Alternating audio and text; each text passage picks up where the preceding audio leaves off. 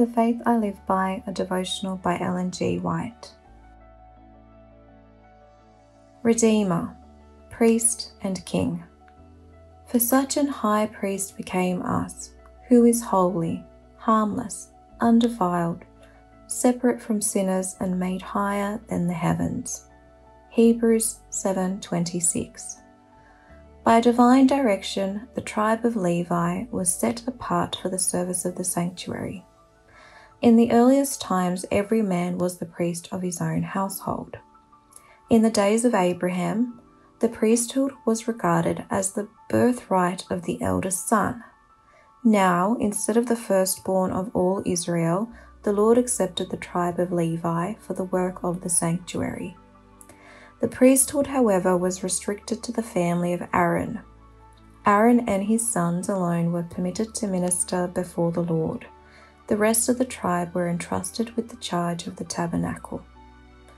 In accordance with their office, a special dress was appointed for the priests.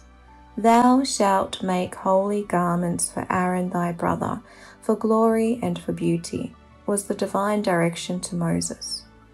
Everything connected with the apparel and deportment of the priests was to be such as to impress the beholder with a sense of the holiness of God, the sacredness of his worship, and the purity required of those who came into his presence. Not only the sanctuary itself, but the ministration of the priests was to serve onto the example and shadow of heavenly things. The people were taught each day, by means of types and shadows, the great truths relative to the advent of Christ as Redeemer, Priest, and King. And once each year, their minds were carried forward to the closing events of the great controversy between Christ and Satan, the final purification of the universe from sin and sinners. The sacrifices and offerings of the Mosaic ritual were ever pointing toward a better service, even a heavenly.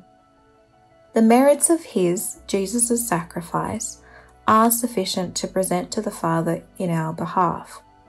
We are to have free access to the atoning blood of Christ.